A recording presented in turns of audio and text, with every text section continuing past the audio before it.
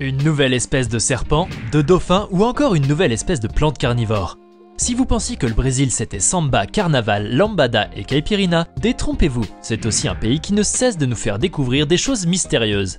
Installez-vous confortablement, voici les choses les plus étranges que l'on a récemment découvertes au Brésil. Vous êtes passionné par toutes sortes de reptiles et vous aimez spécialement vous documenter sur les serpents.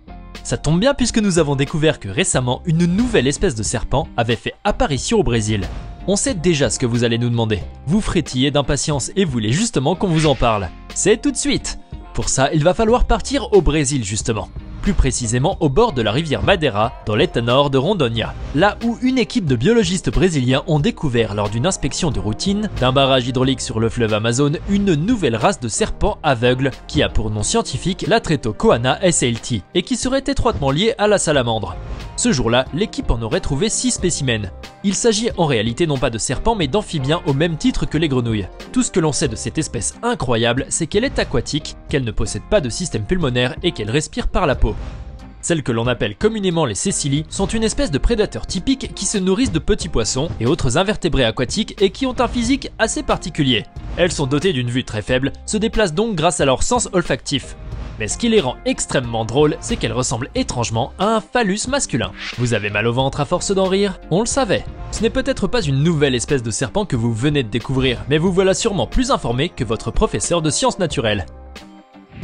Vous vous trouvez toujours au Brésil pour quelques jours de vacances et de découvertes. Et justement aujourd'hui vous êtes parti en randonnée avec un groupe d'amis pour aller découvrir la sublime rivière Araguaia. Arrivé sur les lieux, l'eau vous paraît si belle que vous décidez d'y plonger. C'est là, en pleine baignade, que vous sentez une chose vous frôler les jambes. Vous prenez peur, vous paniquez, car vous pensez directement à un crocodile. Quand soudain cette chose décide de mettre le nez au-dessus de l'eau afin de se présenter à vous. Et quel nez! Il s'agit en fait d'un dauphin boto de l'Aragaia, une espèce qui a été découverte en 2014 par des scientifiques. Cette nouvelle espèce, vivant dans l'eau douce, serait issue de plusieurs autres espèces vivant en Amérique du Sud et elle compterait environ 1000 individus. Le dauphin boto s'éloigne de ses cousins, les dauphins de mer, par son physique très atypique. En effet, les botos de l'Aragaia possèdent un très long bec qui leur permettrait de débusquer les poissons dans la boue qui habille le fond des rivières. Le nombre de ses dents n'est pas le même que chez le dauphin de mer. Il n'a pas le même ADN et sa taille est plus petite. C'est aussi une espèce très intelligente.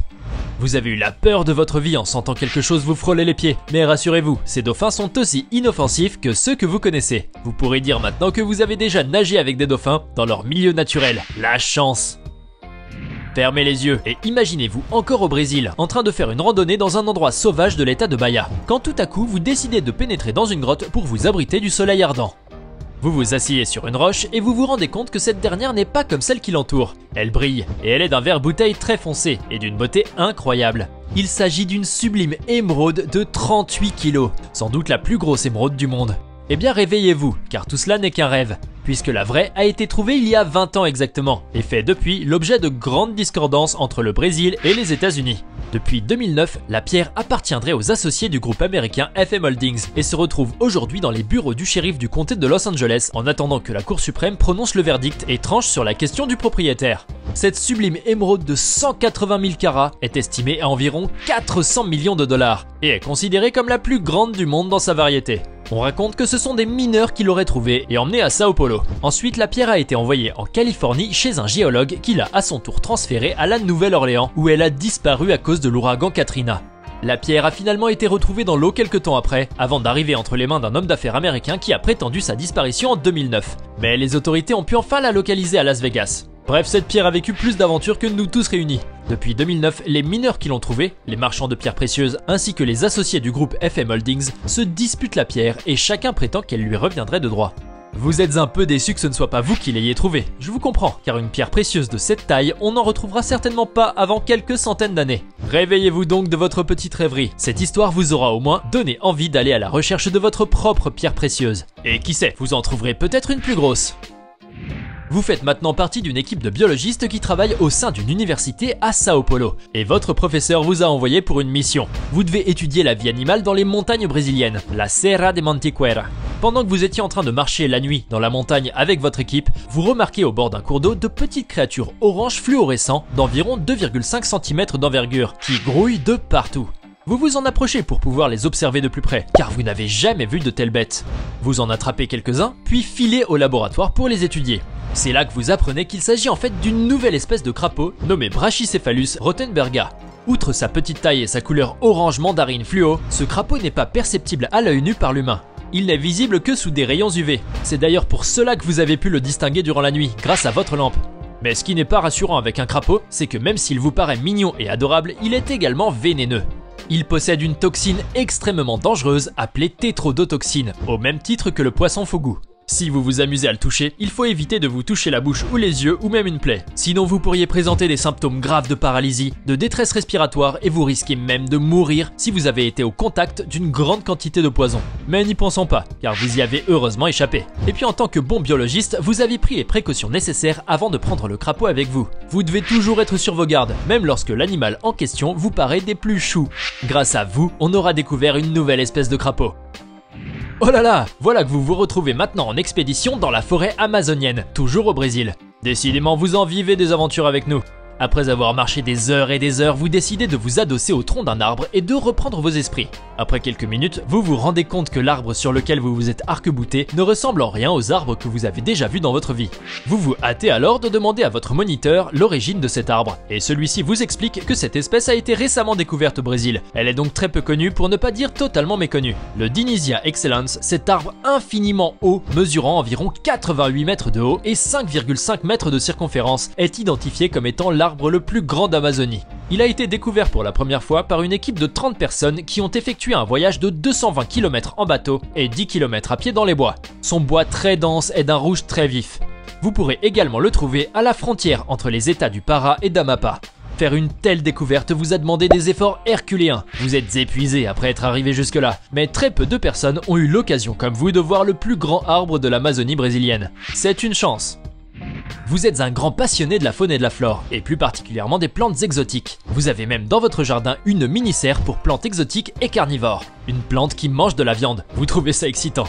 D'ailleurs, si on vous disait qu'on vient de découvrir récemment une nouvelle espèce de plante carnivore au Brésil, une espèce que vous ne connaissez certainement pas, je parie que vous voudriez la découvrir, n'est-ce pas? Mais oui, quelle question bête! Sans plus tarder, envolons-nous pour le sud-est du Brésil, dans la région de Minas Gerais, à environ 1500 mètres d'altitude sur le Pico Padre Angelo, là où le biologiste et botaniste Paolo Gonella a découvert les Drosera magnifica. L'homme avait d'abord repéré pour la première fois cette espèce de plante, non pas dans un jardin exotique ni par hasard dans la nature, mais sur une publication Facebook d'un ami à lui, également botaniste. Après avoir remarqué que ces plantes ne ressemblaient en rien aux plantes carnivores qu'il connaissait déjà, il est allé à la recherche de cette espèce mystérieuse et l'a trouvée sur le Pico Padre Angelo, après plusieurs mois d'exploration dans la région.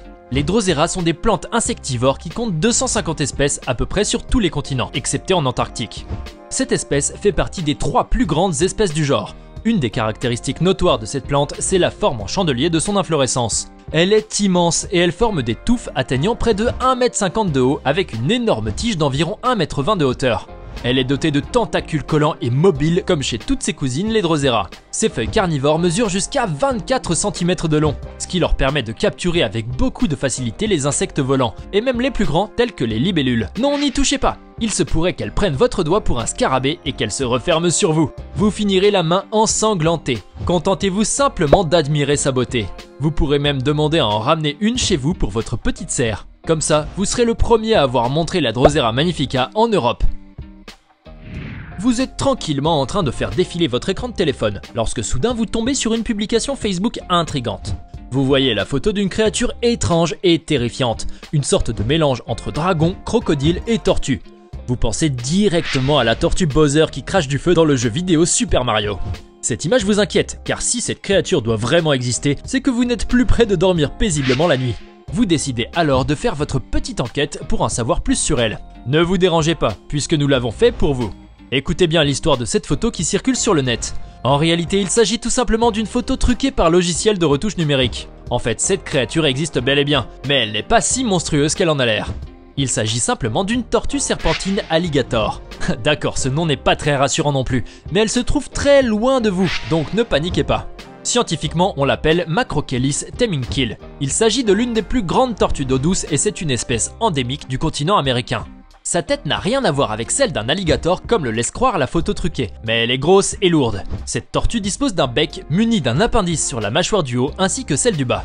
Sa carapace épaisse est dotée de 3 crêtes dorsales. C'est ce qui lui attribue un aspect préhistorique primitif. À part les crêtes, le reste de la carapace est complètement lisse. Elle est de couleur brunâtre ou noire. Elle est carnivore mais se nourrit essentiellement de charognes. La tortue alligator serpentine peut vivre jusqu'à 120 ans dans la nature. Vous avez eu une de ces frousses et c'est normal. Maintenant que vous êtes rassuré, vous pouvez continuer de scroller sur votre téléphone et rassurez-vous, aucune tortue ne viendra vous dévorer ce soir. Toutefois, vous aurez au moins appris qu'il ne faut pas croire tout ce que vous voyez sur le net. Alors que pensez-vous de ces choses étranges découvertes au Brésil? Dites-nous dans les commentaires laquelle vous a le plus surpris. Et si cette vidéo vous plaît, n'oubliez pas de mettre un pouce bleu, de vous abonner à la chaîne et d'activer la cloche pour recevoir toutes les notifications et ne rien manquer de nos prochains contenus.